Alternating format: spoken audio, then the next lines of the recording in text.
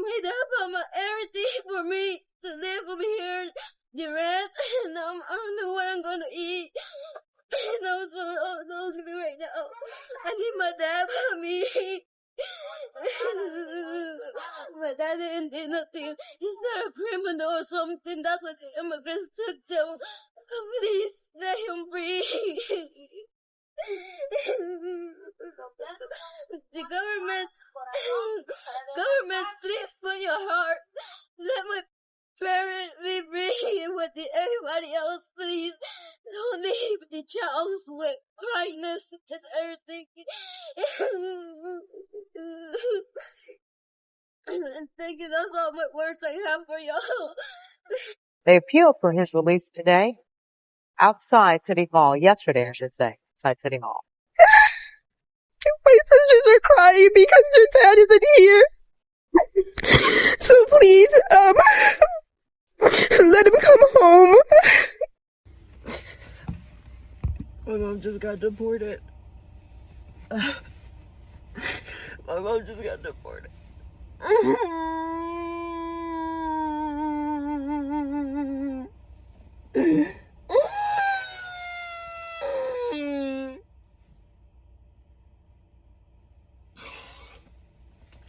It's so not fair.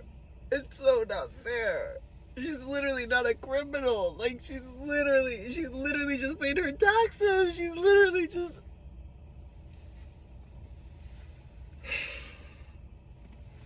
We're not safe. No one's safe. Please. Hug your loved ones, please. My immigrant mother just called me on the phone innocently asking me if she should start carrying her passport in case they start doing mass deportations to prove that she's a citizen. That's so sad. What's up, folks? Welcome to my channel.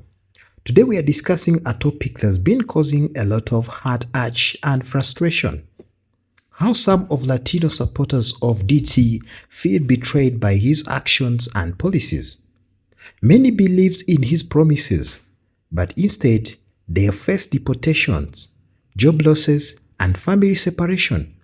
Let's explore their stories and impact on their American dream. To start, let's take a look at the Latino community's supporters for Trump. During his campaign, Trump promised to bring jobs back to America, secure the borders, and create a better future for all Americans. Some Latinos saw this as an opportunity to achieve the American dream and supported him for hoping for positive changes. This is so crazy that we voted for Trump. We trust him with the word that he promised us Latinos. This is crazy that starting next week, multiple cities will be hitting immigration. That is so crazy that multiple people are scared to go to work. Where I work at, a lot of Latinos did not go to work. And that's crazy because we have a living too.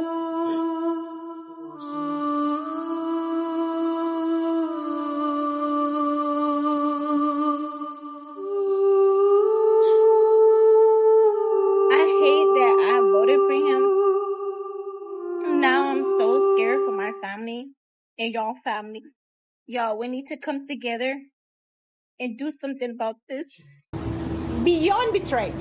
They used us. They actually, during the campaign, and I don't want to make this political, but during the campaign, the elected officials from the Republican Party, they actually told us that it was not going to touch the documented people. However, as Trump presidency progressed, many Latino supporters began to feel betrayed. The promises he made on the campaign trail were not fulfilled. Instead, they face harsh immigration policies and face executive orders that led to deportation and family separation. The very people who believed in his vision found themselves at the receiving end of his policies. One of most heart-wrenching aspects of his betrayal is the impact on families. Many Latino families has been torn apart due to deportation, with parents being separated from their children and loved ones. These stories highlight the emotional and psychological toll that Trump's policies have had on the Latino community. I just spent the last 30 minutes crying as I read about all the mass deportations that are starting to occur, and also seeing okay, gonna try to make it through. Seeing the aftermath of the fires in Los Angeles and knowing that a lot of the population that was affected were Latinos and people of color. And I just felt so much grief and anger because growing up being an immigrant kid, you know, and having to grow up with a realization that you could go to school and your parents could get deported while you're at school and you come home and they're not there, was a real fear that I had as a child. Also, having to watch your parents go work their second job as soon as you got home from school and locking yourself in your room because that was the only way to keep you safe because your parents couldn't afford a babysitter. And growing up with all of that, you know, and just trying your best and going to school and pretending like you're just like every other kid is an experience that I don't wish on anyone.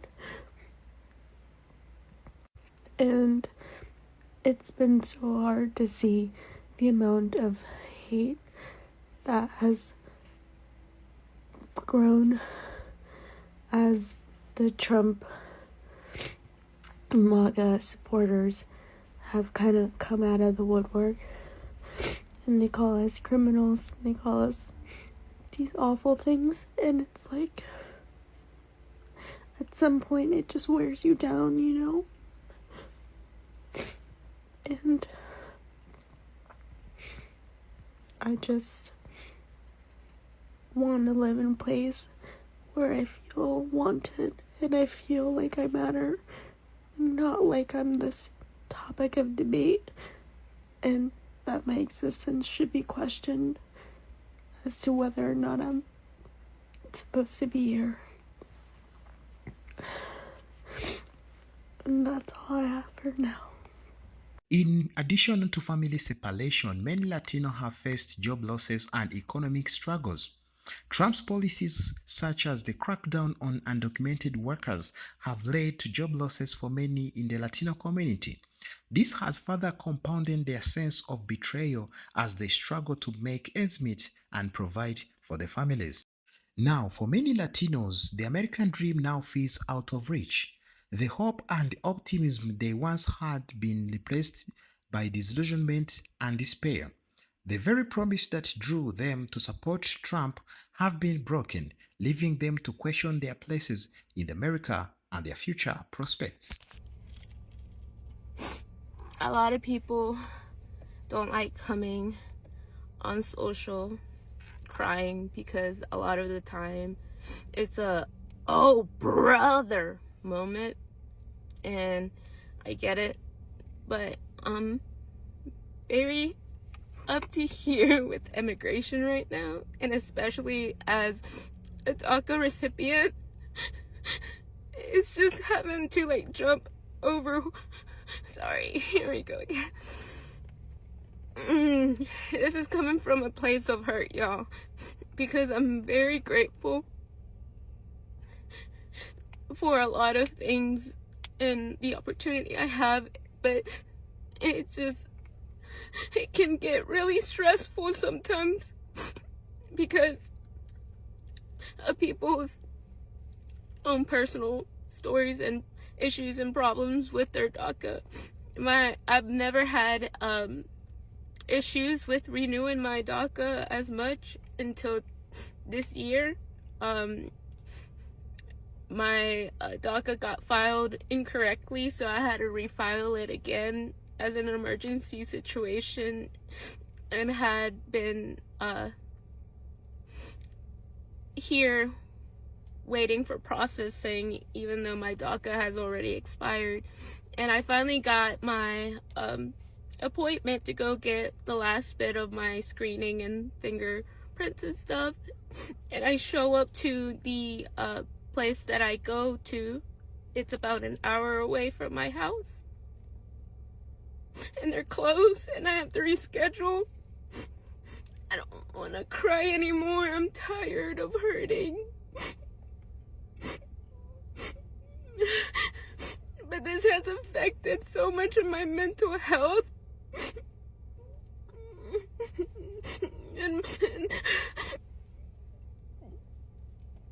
And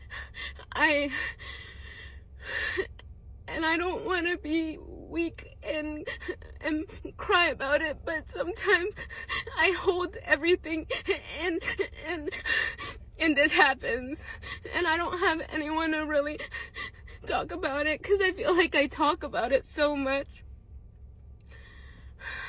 I talk about it so much to the point where I feel like I'm repeating myself. So I'm just frustrated because the office is closed because of mourning for Jimmy Carter, which we mourn for him, but I just wish I had an email or something, because I just show up to basically another closed door temporarily again, and I'm having to reschedule and figure out how I'm gonna do another half month without the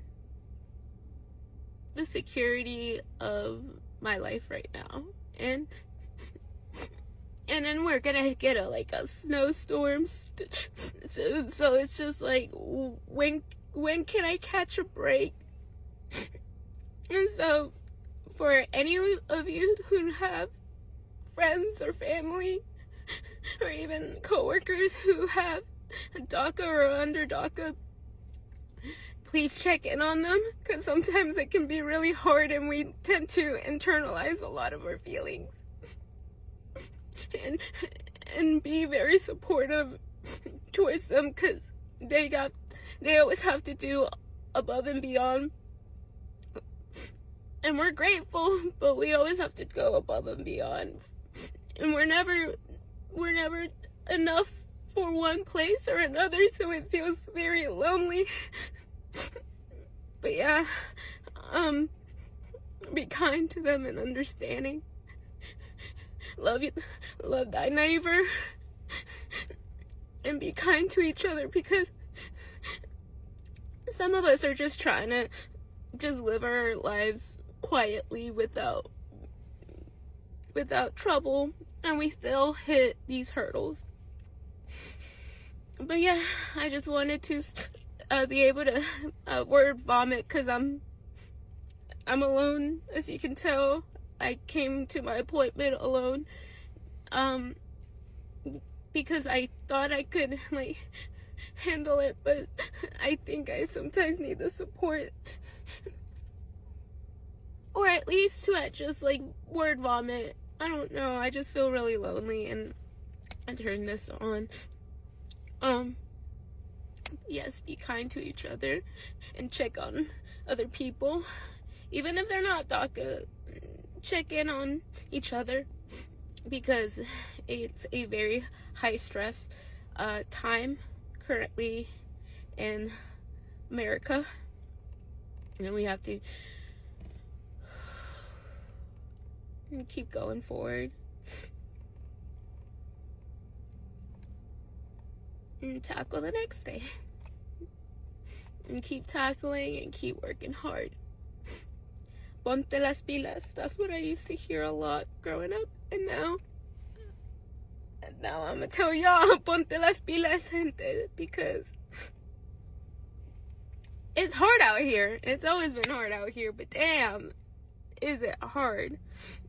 All right. There is one supporter who believes in Trump promises to bring back jobs, lost his job due to crackdown on undocumented workers. Another supporter who hoped for a better future for her children faced the heartbreak of family separation due to deportation. This story painted a vivid picture of the real-life impact on Trump's policies on the Latino community. The public reaction to Trump's action has been mixed. While some supporters remain loyal, believe that he's doing his best in challenging political climate. Others feel deeply delusioned and regret their vote. Thank you for watching. If you found this video informative, don't forget to like, comment and subscribe for more content.